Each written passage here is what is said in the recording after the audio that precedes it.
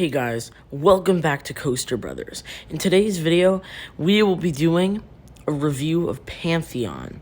Pantheon is a brand new Intamin multi-launch roller coaster that just opened up at Busch Gardens Williamsburg. Now this coaster was delayed several times, originally planned to opening in 2020, but it got delayed to 2021. And then delayed finally to 2022 with the official opening day, March 25th, though pass holders and VIPs, I'm not sure pass holders, but definitely VIPs, got to experience the attraction about a month before opening. So let's dive into the first category of our review. And that first category is height. Pantheon stands at 180 feet, which is definitely pretty tall. A solid height for a roller coaster. And it gets to that height from its launches, guys. It's not the top hat that has its height. It's the gigantic spike that Pantheon has. Big upwards 90-degree spike that you go into backwards, which is super exhilarating, thrilling, and just an overall insane experience as you watch yourself go higher and higher up into the air until the point where you're at the top and then you're headed back down. It's an amazing rush. So for height, guys, I'm going to be giving a 10. Next, we have speed. Not only is Pantheon super tall at 180 feet, but Pantheon also travels at 73 miles per hour. And while Busch Gardens says that Pantheon is the world's fastest multi-launch roller coaster, we all know as enthusiasts that Soaring with Dragon is the world's fastest multi-launch roller coaster, which I actually got confused a little. I was thinking that 73 miles per hour. No, Soaring with Dragon is faster than that, so I don't know why they're saying that it's, the world's fastest multi-launch. But I'm not complaining because this is definitely a solid speed. So I'm going to be giving a 9.5 for this category. Next, we have drop. Pantheon, I really don't know what to have for drop, because dropping out of the spike, that's a drop, but also the drop out of the top hat is a drop. So I'm going to be doing the one out of the top hat since that is the real drop. And guys, this is a very, very awesome drop, guys. It's 95 degrees, meaning it's beyond vertical. And you're dropping 178 feet, which is definitely solid. So I'm going to be giving a 9 for this category. Next, we have the launches. Pantheon has a total of 4 launches. First launch brings you to 36 miles per hour. Then the second one to 50, and I don't know the rest of them. I know there's 3 forwards launches and 1 backwards launch, guys. And the backwards launches, or at least the launch section between the spike and the top hat, it really feels like 2 separate launches, guys. Because there's the first launch right here, then you go over an Airtime hill, and then feels like another launch. So it doesn't feel like one launch, it feels like chopped up into separate pieces, which is a little weird.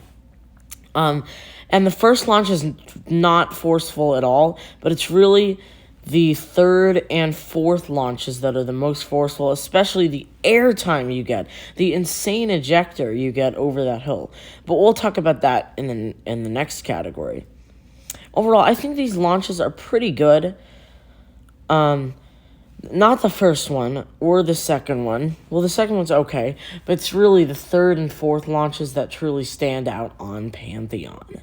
So while they're not the best, I will be giving a 9 for launches. Our next category is airtime. Pantheon has a bunch of airtime moments, a total of 6. But some of these airtime moments are the most powerful airtime ever. So you get a little bit of airtime on those 2 outer bank turns.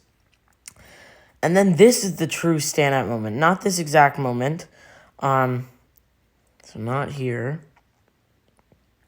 But here, right here, going backwards over that ejector hill right there, you get some insane ejector, guys. No matter where you're sitting on Pantheon, you're going to get insane ejector, especially here, guys. If you're in the back, oh my god, get ready to get thrown out of your seat. And, of course, if you're in the back row, going out of the top hat in 95-degree drop, you're going to get airtime on that. You're going to be getting airtime on this outer bank turn. There are just so many airtime moments in Pantheon, guys, more than I was originally expecting. So you don't get any airtime for this area of the ride. But overall, because there's not too much, but because of the top tier airtime over those launches, guys, like I'm not kidding, guys, those launches, like it may not look the most powerful in a POV of Pantheon, but oh my god, guys, going over that airtime hill in the third and fourth launch is just insane. So because of how powerful this airtime is, guys, I'm going to be giving a 10 for this category. Next, our next category is inversions. Now, Pantheon has a lack of inversions, 2 inversions, but those inversions are the 0G winder and then the 0G stall. And guys, both of these inversions deliver some awesome hang time, especially the 0G winder. Now, I don't know if it's actually called a 0G winder. That's what RCDB says. So I'm assuming that's what it's called.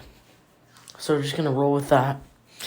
If this is not what it's called, definitely let me know what it's called down in the comments. But anyway, especially the 0G winder, because of the 36-mile-per-hour launch, you slowly roll through that inversion, guys. So you get some good hang time on it. I personally think Pantheon could do with one more inversion, but what it has is fine. And the 0G stall, definitely a good stall. Not the best one that I've experienced, but definitely a solid 0G stall. So for inversions, I mean, quality over quantity, obviously. When it comes to inversions, I mean, it can be both, but quality is definitely always wins over this kind of thing. So, inversions, I'm going to be giving an 8. Our next category is overall layout. So, Pantheon begins with banking out of the station to the left, guys. And then you do a little weaving around over here.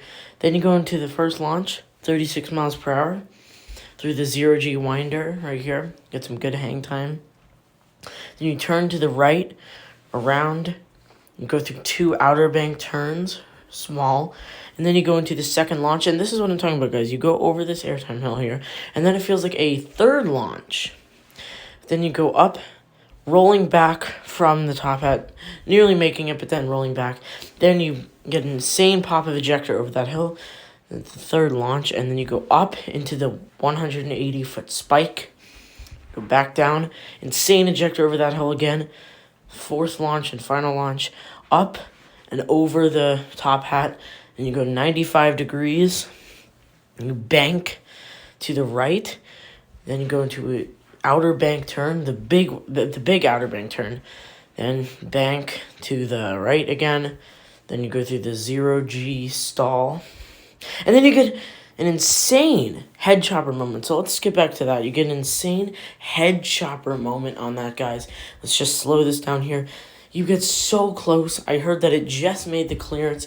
So you literally feel like you have to pull your hands down because of that. It's insane head chopper effect. If you've ridden Pantheon, you know what I'm talking about, guys. That's insane. So then you turn out of that, go into a wave turn, and then you go into the brakes. So overall, guys, if you look at a POV, most people think this is a short ride, and I actually didn't anticipate it to be that great, but once I rode it, guys, oh my god. Just don't judge a coaster by its looks on POVs, because it could be so much more wilder and intense. So for overall layout, they pack a lot into a small ride, so I'm going to be giving a 9. Next, we have the smoothness category. And of course, considering that Pantheon is brand new, well, it has been standing for a while, but considering that it is brand new, this is a pretty smooth roller coaster, guys. I don't remember having any rattles during this coaster. I don't remember any rattly movements, any rough patches. I just remember a smooth experience.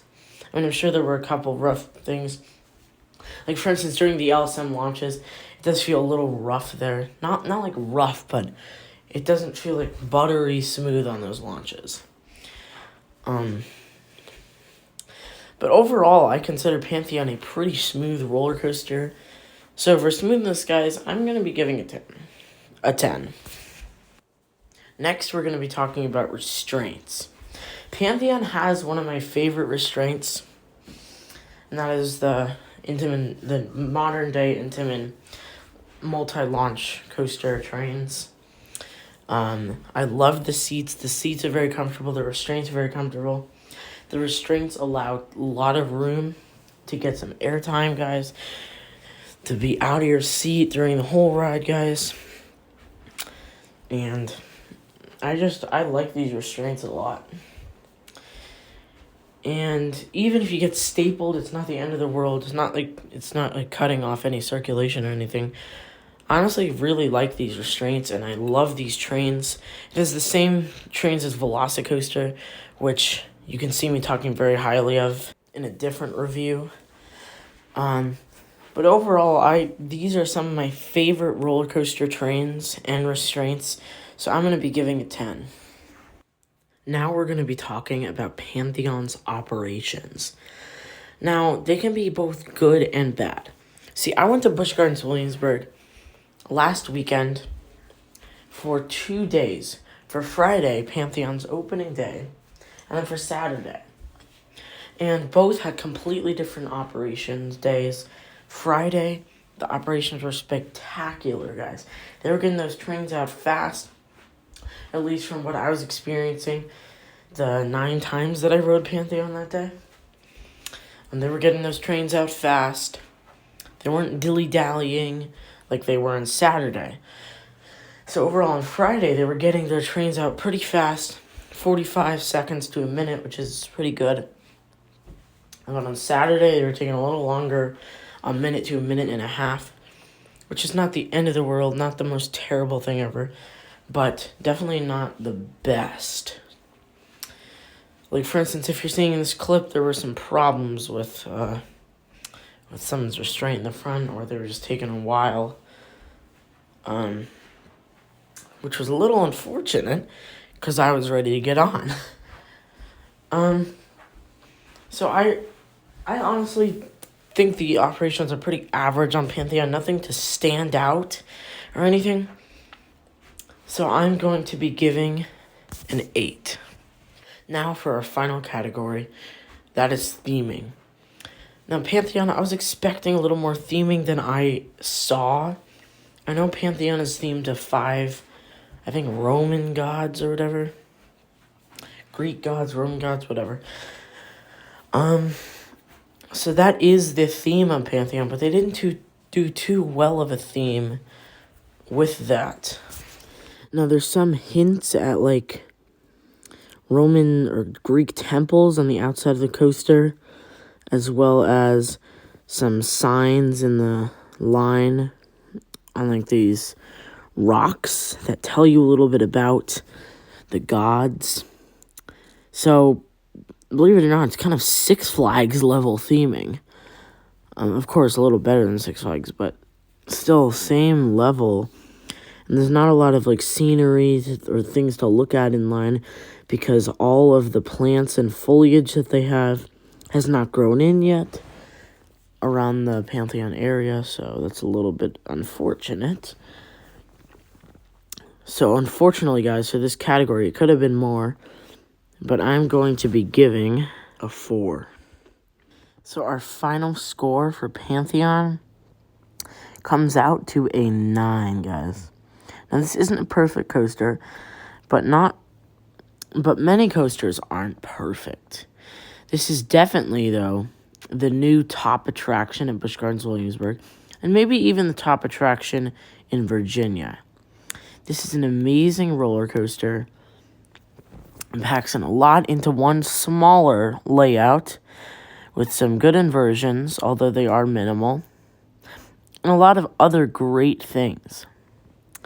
This is definitely one of my favorite roller coasters now. And yeah, so I hope you enjoyed the video. Make sure to subscribe to Coaster Brothers. Leave a like down below. And I will see you guys on the thrill side of life.